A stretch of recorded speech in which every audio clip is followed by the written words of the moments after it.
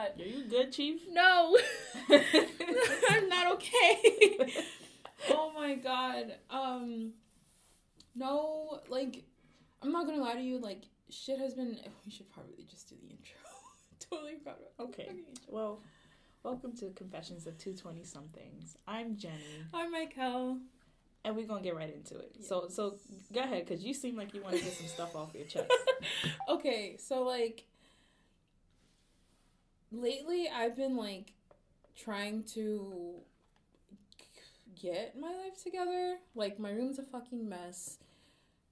I've been, like, fixing up my resume, fixing up my cover letter, had a whole bit of imposter syndrome last night in the fucking library.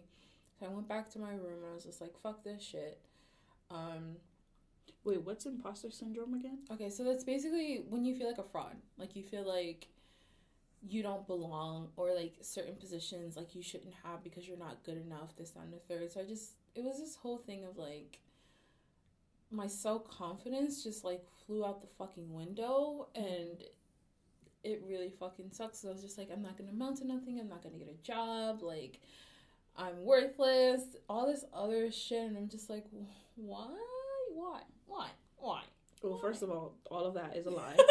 I'm just gonna put that out there. You know this too. Yeah. But obviously you can't help feeling that way because it's just how you are. Like, you're always gonna feel like you're not good enough for something, or you don't amount to what is expected. Mm-hmm. But you know that's not the case. Yeah, it's just, I'm not doing that today. It was just really hard for me to, like, wrap my head around that, like, because I know I'm capable for all the jobs I'm applying for, but it's just, like, selling myself, because I had my resume and my cover letter looked at one of the, like, executive positions on campus, and she was like, you are underselling yourself. And I was just like, holy shit, like, how exactly do you market yourself without... How do you market yourself? And that's, like, something I've never really learned to do, but I can do that for other people, no problem, but I can't market myself. I think what you should do, in the sense of, like, what to put on your resume, is, like, instead of putting down the standard job duties that, you know, you do at your job, like, for example, we both work at the service desk, like, instead of putting, troubleshooting level 1 technical issues, or, like, answering emails and phone calls and shit like that, put other things that actually show your skill set. Like, I mean, yeah, those things do, because, you know, you need a certain skill set to answer phones and emails and, you know, diagnose level 1 technical issues. But in our case, because we've been working there for a while now, and we have these new people coming in, you could put down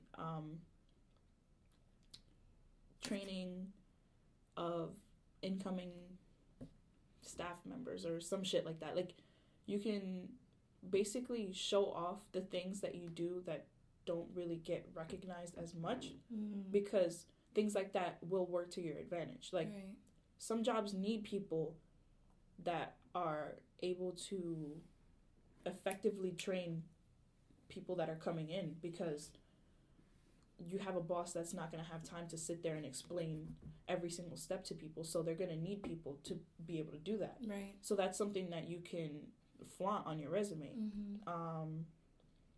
What else?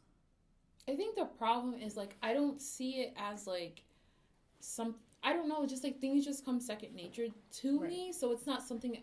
You don't see it as something that's important? Right, yeah, but it's just, like, some of the things that I do are above and beyond, but they're not above and beyond to me, so I'm just like, why would I put this on my resume in the fucking first place?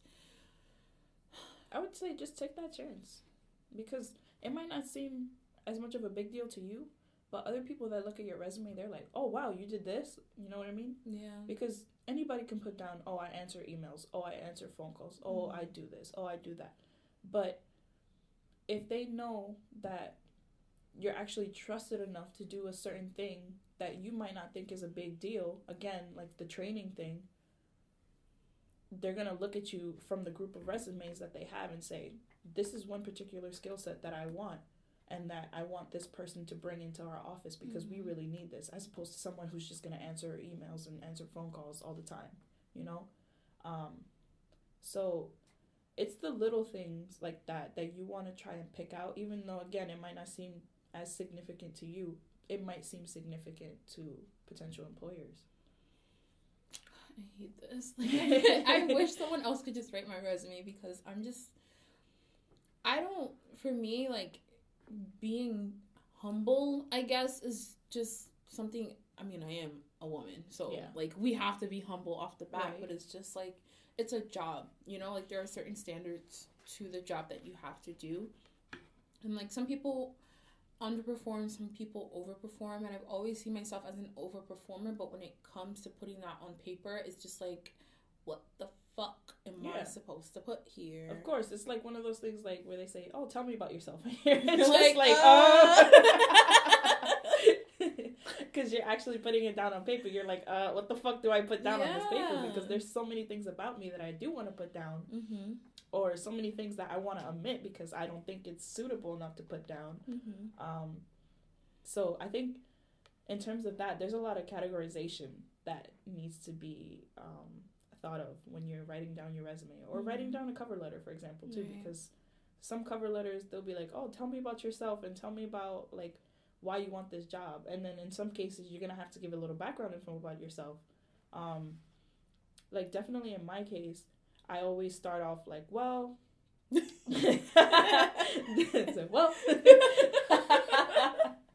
well, I started out in high school. I didn't have any art classes. So I'm a self-taught artist. I had to basically put my art first and work second, because it's something that was very near and dear to my heart.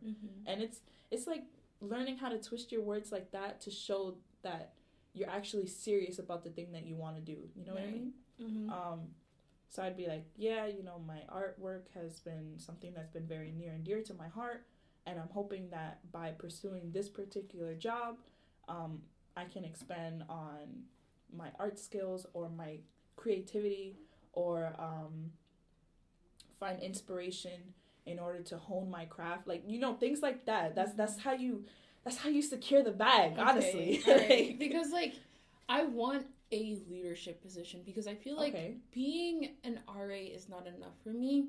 And, like, I feel like there are certain times where I feel like I'm overstepping boundaries when, like, a certain someone isn't giving help or instruction. Right. So, again, like, I have to step into that role. But I feel like a lot of people can benefit from what I can give them. And I feel like being an RD or just being a hall director, like, that will just set me off in a whole, like, it'll open so much doors for me. And it's also, like, a way for me to do a gap year, so I can also study for the GRE and see, like, what master's programs I want to do. So it's just we struggling out here. Like, this has really hit my confidence in a way I'm not really fucking with. So you do want to be an RD? Yeah. That's what we doing? Yeah. For real? Wait, you didn't know? No. This is the first I'm hearing about it. What the hell? Yeah, so I've been looking for a couple positions. They have some open. That's just, I was like, I need to work. So. Wait, at this school? Okay, because I was going to say. No. There are other schools. Yeah, so I'm just kind of seeing what's out there for me. But, like, the Dean of Student Affairs just like, this is, no. Like, you're selling yourself way too short. And there are so many other things that you've been doing in your positions that you're not putting on here that'll separate you differently from all the other applicants. And I've never done a cover letter before, too, so that kind of, like, took me out of my comfort zone. And that one specifically, like, I feel like I'm gloating, and I don't really have the means to gloat, even though I do. I'm like, I just, like, why does my mind do that to me? Like, why does it make me feel I am not capable, I don't have the abilities that to show, you know? Right. So it's just, it's been difficult, and, like, I feel like if I ask my mom, she's gonna be like, look it up. I'm just like, well, thanks for the help. Well. So just also like being a first generation college student, it's difficult. so a lot of responsibility. I feel like that's where my sense of like reliability, responsibility, and accountability comes from, is the fact that I have to fucking graduate and get out of here and bring it back home and I guess be my family's trophy. So it's just,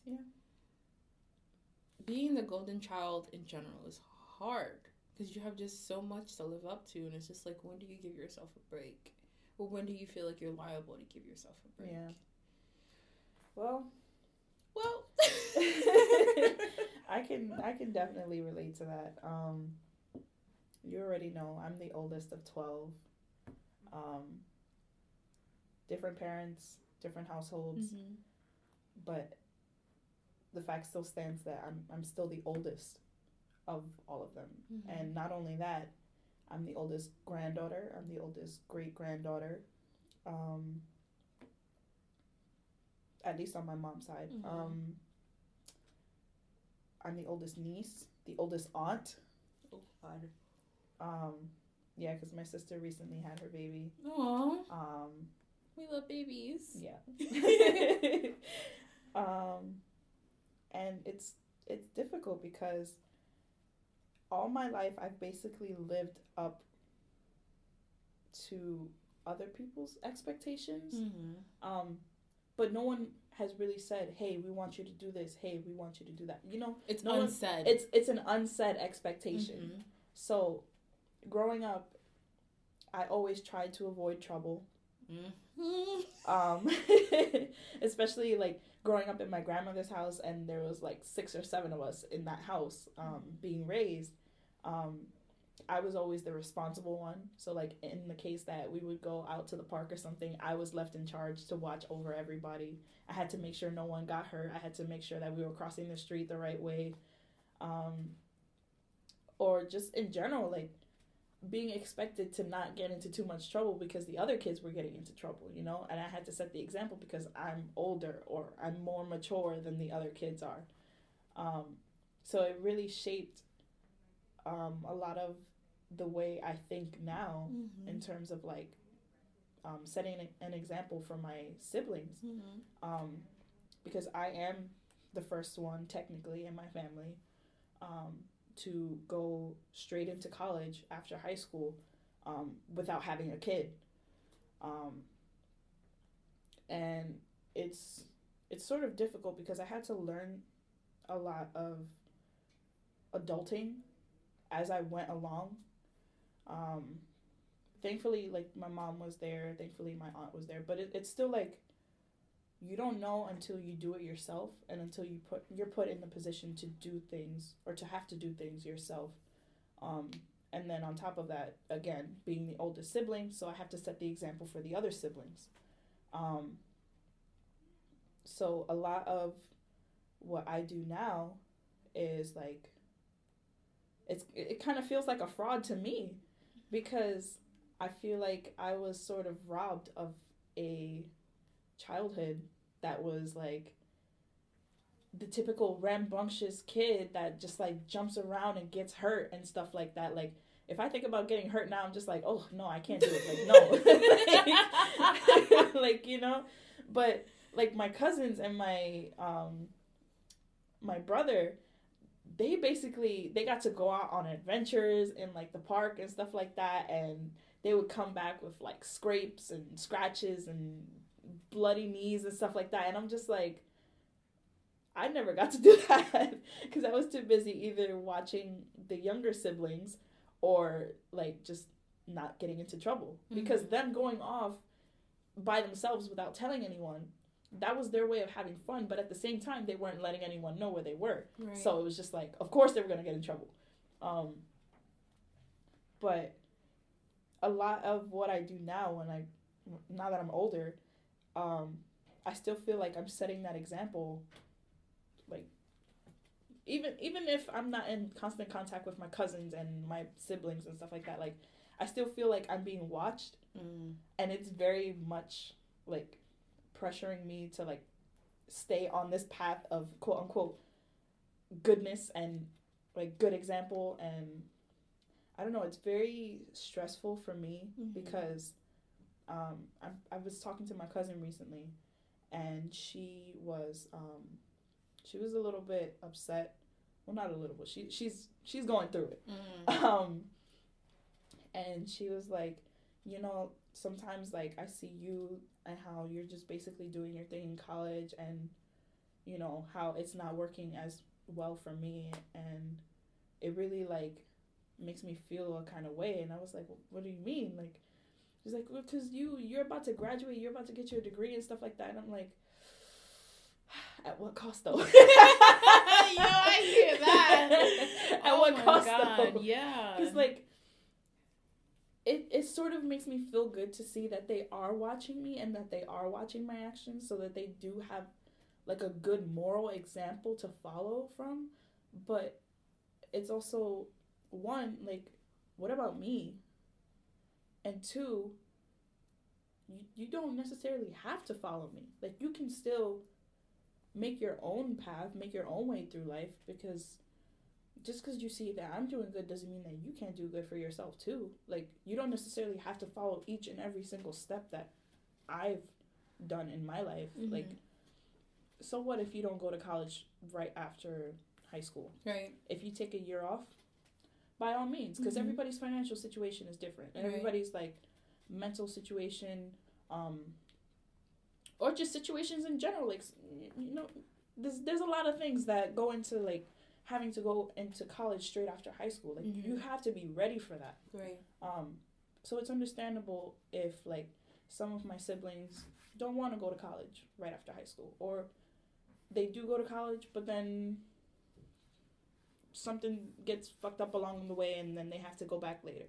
Like, that's definitely in my brother's case right now. He was in college for a semester, and because his financial situation got a little messed up, took a semester off. Now he's gonna go back in the spring, or actually a year, I think. Yeah, he's been off for a year, but he said, I'm gonna get my money together, I'm gonna fix my paperwork, and then by the time the next spring semester comes, I'll enroll in the school, fix my FAFSA, do everything, and, you know, handle that. And especially because his girlfriend now is going to school. So he's taking an example from her, not necessarily me, which I'm glad, because I'm just like, yes. Like, yes, she's influencing you to do good things. Right. But he's like working his way through life himself, you know? He doesn't need me to be over his shoulder, or, you know? Like, when I do go home, he talks to me about it. He's like, oh, you know, I'm having trouble with my FAFSA, can you help me? And, like, you know, in those cases, like, it's easier for me to be like, yeah, do it like this, because this is how I did it.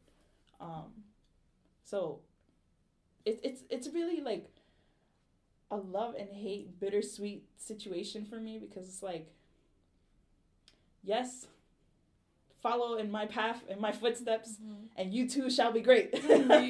But then it's also like, I didn't get to experience that as the oldest sister and oldest everything.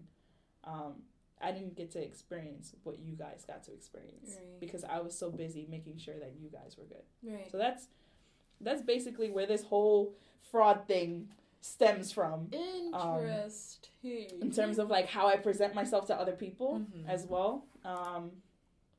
It's like, I don't know how to describe it. It's gotta very, keep it together for everybody else. Yeah, you gotta keep it together for everybody else. Especially like being a club president too. Like, I have to make sure all the eggs are accounted for in the carton, because otherwise everybody else is gonna lose their shit. So it's like, I need to know where the paperwork is. I need to know who's accounted for. I need to know who's gonna be doing what. You know, that type of stuff. And it's like, what about me? And I told you that. I'm just like, because I think we had two separate conversations. And that's why I also took the vice president position, because I'm just like, we're not doing this micromanagement thing, because it's not going to work. One, because you're stressing yourself out about shit you don't need to be worrying about. There's positions for that reason. Let them handle it. If they fuck up, they can learn from their own mistakes. Now, this is the thing, because I'm going to stop you right there. Okay. Now, this is the thing. In the cases like my club, for example, we had 15 positions. 15! And every position was filled. Everybody has a specific job to do. You know, you're required to come in and do your job. Right. And that's that. But we still have fun. Now, when you have my case where you have 5 or so students or club members that are actually doing their work, and then the other 10 that either show up when they want to show up or don't contribute at all, then it becomes a problem. Right. But this is the thing that I've always told them. If you are not here to contribute to the meetings, if you are not here to make sure that this club runs smoothly, then you need to leave. You cannot be holding positions because you simply want this on your co-curricular. It's not going to work like that. We are a club. In order to run smoothly, we need everybody to pull their weight. I might be the president, yes, but that does not mean that I have to sit here and micromanage and do your job because you're not doing it. Right. I can't tell you every single time or every single time after the meeting is done what you have to do because you should have been listening from the jump. And this is why we have a secretary, because the secretary sits there and they do the minutes for the meetings. So if you can't come to a meeting for a legitimate reason, i.e. having to do a homework assignment that is due at 11:59, I understand that. Or like studying for a really important test that's gonna come up in a couple days, I understand that. But if you're just like fucking around and wasting everybody's time, why are you here? Right. You know? Yeah. Why are you holding this position? And then you'll put in the group chat later on, oh, what was said at today's meeting? I don't understand. Or, oh, what do I have to do again? Girl, if you don't go check the minutes, like... If you don't check the damn minutes, so it's... hand-holding culture, especially at this school, is something that I hate. Because everybody expects you to be like, oh, like, it's here. Like, you just need to go do this. Oh, yeah. Wait, let me help you. Like, yeah. No. Like, that's not how people learn. And then they get lazy and then they end up taking advantage of you. And I'm just like... Yeah. Oh, my God. And that's why I sort of have an issue with some visual learners as well. Because... Okay, well... No. I am too. Listen, that's why I said some. Because what some of them will do... I gotta make sure that these words are interpreted correctly. So what some of them will do is they'll say, I'm a visual learner and I need to see something being done in order for me to understand how it gets done. The first time around, I'll be like, okay, cool. Let me show you how it is. So that way, if you do have any questions or if you get stuck in the process of doing this and I'm not around, you can contact me and we can go over it again. Now, some of them will say, oh, I'm a visual learner. Can you help me do this? They'll see you do it. And because you've already done the task for them, they'll take advantage and be like, oh, but didn't you do that already? And you're like, what? When did it? And then you remember that you did the task for them. And they're like, oh, because I don't really understand how to do it. And then they make you do it again. And then again. And then again. That's what I mean. Like, they take advantage of that I'm a visual learner fact, because I've definitely had that happen to me before, and I wanted to punch them in the face because of that, because I caught on to it. But it's like, don't take advantage of people. Like, there are people that are genuinely out there to help you if you need the help. Like, if you really, really need that help. But if you're taking advantage of someone's kindness and their time to show you something that you can most likely do yourself, I got several questions for you. Yeah, no, I hear that. But I think, like, going back to, like, what we were talking about, like, in terms of, like, the leadership thing, like, my hope for you is that, like, you start taking care of your inner child. And, like, that's something that I need to do, too. And I feel like I am starting to wean off from the idea of what the golden child is starting to look like, because I need my own independence. I need to know what it feels like to be me, and not in the mirror image of what my mom wants me to be, or what my siblings think that I am. Like, I need to find my own sense of identity. And I think catering to my inner child has helped that a lot, because I've also, like, the reason why I, like, thought about this whole idea is because I thought about, like, what did me at 11 years old really need? And it was a role model. And I feel like with us doing this, we can be role models for girls, gays, femmes, like, that are going through the same shit. And you mean this as in this show, right? Okay. Yeah. Just making sure. You know, we had our listeners, they're like, what the fuck is she talking about with this? Yeah, like, I feel like once you start figuring out, okay, like, what is something that I really wanted to do when I was a kid? Take that time out to go do that shit and have fucking fun. Like, even if people are watching you, do that shit with pride, because at the end of the day, it's something that you wanted to do, and you're happy doing it. And I think that's where my fuck it all attitude comes from, because at the end of the day, I'm doing it because it makes me happy, not because it makes other people happy. Right. That's also where my recklessness comes from too. We love it though. Yeah, and it's just like coming into this sense of self, and this self-discovery journey is really fun and really fascinating. It's also helped me build the ability to say no, which is my absolute fucking favorite word. Like, it's I think that's how I also found, like, the whole tarot thing, because it was fun. Right. And it also helped me find my sense of spirituality as well. And just, like, experimenting and being safe. And I'm still trying to find a mentor, which is really fucking difficult, actually. What else? But I think that's just what I think, knowing you, I think you going back to your art is you catering to your inner child, because damn girl, you were really fucking good. Yeah. I have been, like, going a little bit back to my art recently, and I can't really dive into it as much as I want to, because obviously school comes first. Right. But it just makes me happy. Right. Like, a lot of the things that I watch, or a lot of the things that I listen to, they definitely have an influence on my artwork. Right. And I'm thinking of my creative writing professor. He was like, I hate the word, like, influence or inspiring, because, like, that doesn't mean anything. I mean, I got where he was coming from with his explanation. I completely forgot what it was, but I knew what he was trying to get at. Right. But at the same time, you need those things, like, to be creative. Like, you need music. You need other people's artwork. You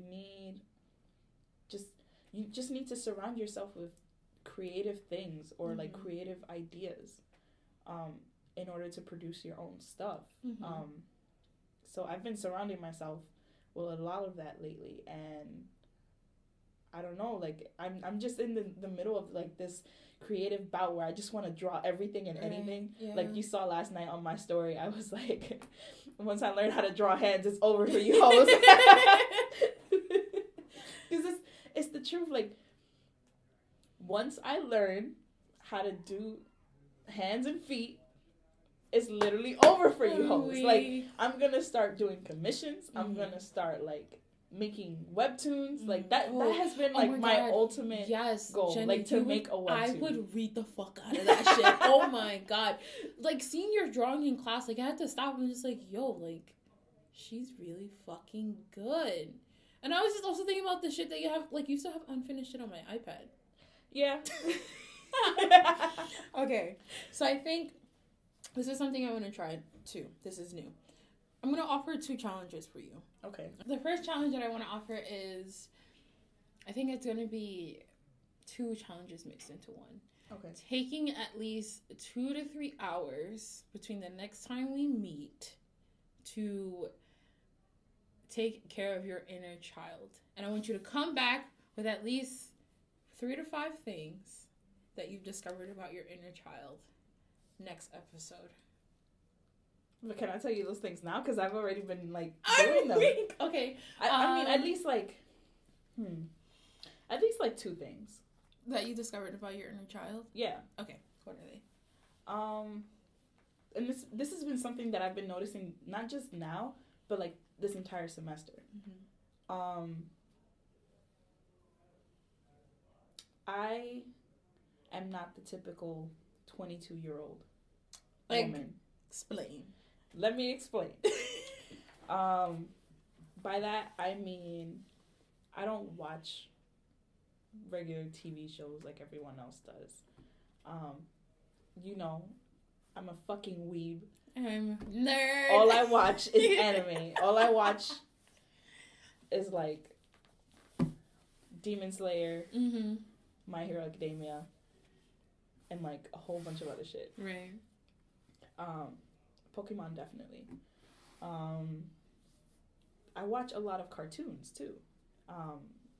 And this was something that I spoke to my mentor about, the guy who works at Nickelodeon now. I don't know if I should get into that in this episode. Anyways, just your mentor. Yeah.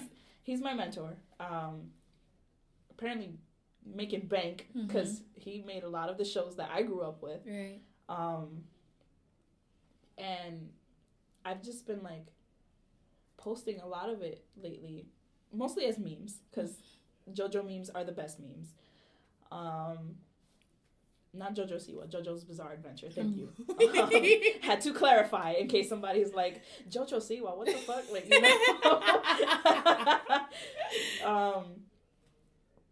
But lately I've just been like, I don't give a fuck who watches my story. These memes are funny. Like, and it's where a lot of my humor comes from too, because like it's very random, it's very bizarre.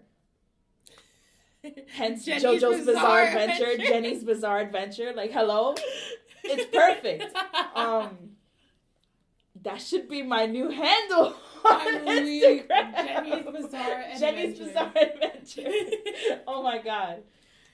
Check mark. And then the second thing that I've been doing recently is I've been going back to reading a lot more. And not necessarily reading the 300 pages that I have to read for class because I'm an English major. Right. I'm reading things that I actually enjoyed growing up as a kid. I'm a sucker for historical romance. Oh, good. Like, what's that one show? Downton Abbey. Downton Abbey. Oh, excuse me. Even though I haven't watched it, I know what it's about because it's very stereotypical of that time period. I love period dramas too. Like, that's just that's Sunshine. The icing. That is really the icing. I said icing. Oh my god, the icing on the cake. Like Mr. Sunshine. Oh, hello. Don't get me fucking started on that K-drama. Yeah.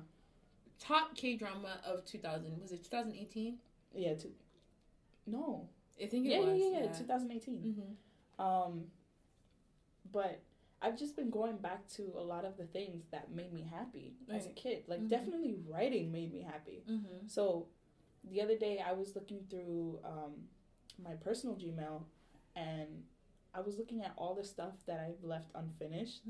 And there's definitely a story in there that has a whopping 52 pages. Oh, wow. Yeah. That I definitely want to go back to.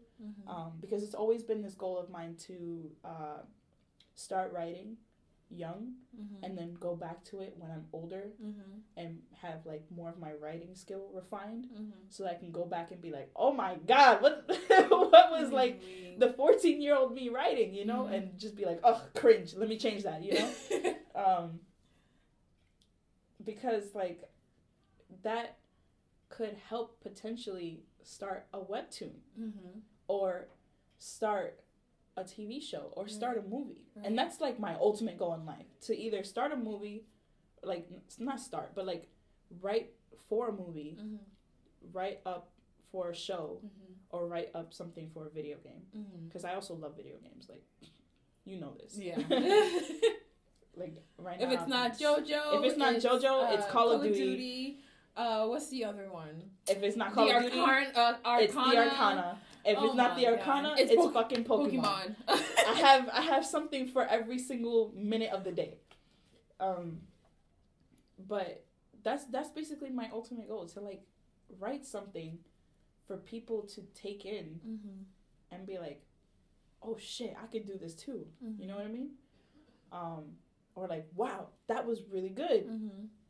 Because there have been plenty of video games, plenty of books, plenty of movies, all of those things that I've taken in, and I'm just like, yo, like that shit was amazing. And then definitely talking to my mentor about it, he said that he basically started out where I was. Like, he took the things that he liked doing and he turned it into his passion, his job. So he basically makes money now making children's shows on Nickelodeon, and he's currently gonna work for DreamWorks, I think. Wow. So yeah, this man is making money, like. But he definitely gave me some advice, and he was like, you know, if you're writing anything, take the time to maybe write out a pilot episode of something, or write out a script for something. Just like any small thing that happens in the day, write exactly every single thing that happens, and then change it up a bit. And just like, you know, just work with it so that it's something that you can create into something bigger. You know what I mean? So yeah, those are my little 2 things so far. Okay. That I've done. I don't know if there's necessarily 5 things. Just, they don't have to be big. Just like 3 to 5 things you've done to cater to your inner child. Okay.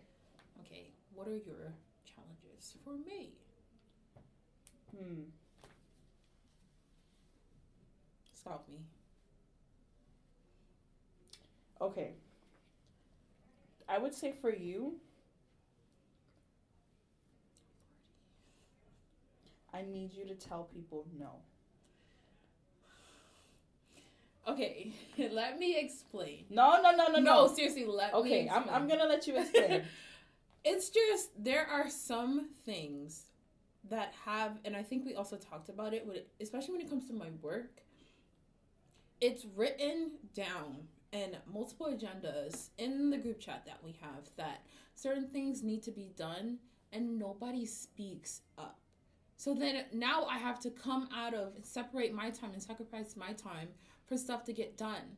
And then it's addressed at every single staff meeting that we have, this needs to be done, this needs to be done, and like people need an extra push.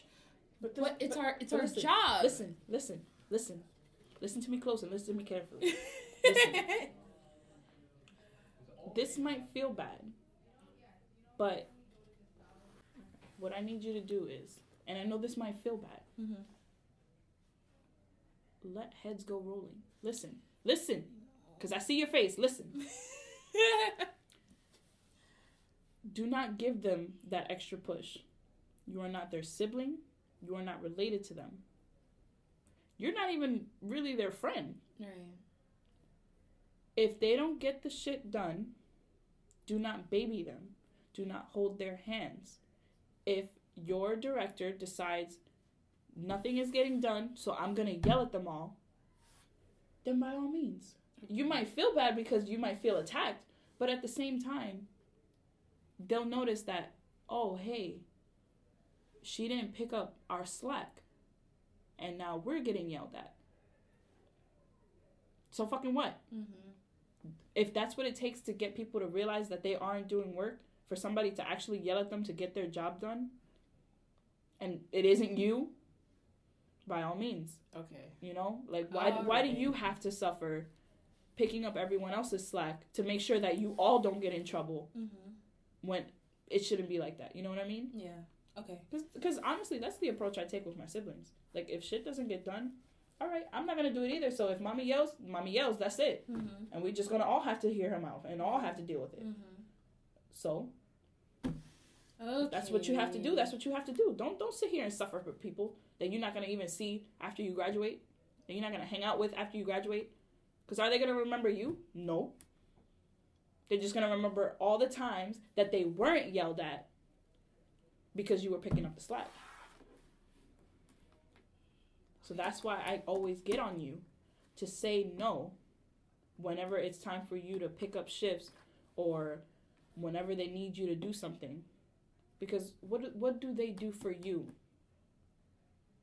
that you haven't told me already? Absolutely nothing. Mm-hmm. Okay. And yet you go above and beyond for them? Fuck that. Okay, all right. Okay, I'll try my best. What's the other challenge? That's probably not. Don't scout me this time. No. I gotta think. Cause I don't know. I don't even know if there's a lot to say. I don't know, Chief. All right. Okay. I don't know, Chief. Well, I think that for me was like the biggest thing that I wanted you to do. Okay. I'll start putting myself first. So that's Yeah. what it sounds like. Yeah, because, oh, girl, my room, you have not seen this. Oh, it's so bad. It's so bad. And, like, today I just really wanted to take the time out just to, like... Oh, yeah, that's the other term. Clean your fucking room. Okay, thanks. It doesn't feel like my space anymore. And, like, it's really starting to get on my nerve. And I also started meditating because it's been so hard for me to get out of bed, too. Mm-hmm. And I think meditating in the morning and meditating before I go to sleep has actually helped me. Like, I don't feel as foggy and as heavy in the morning when I wake up. So I think that's going to be a personal challenge to myself to keep that up. Okay.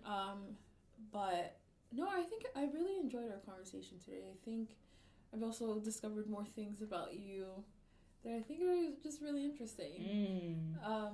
But thank you everybody for listening, and we'll see you on next episode.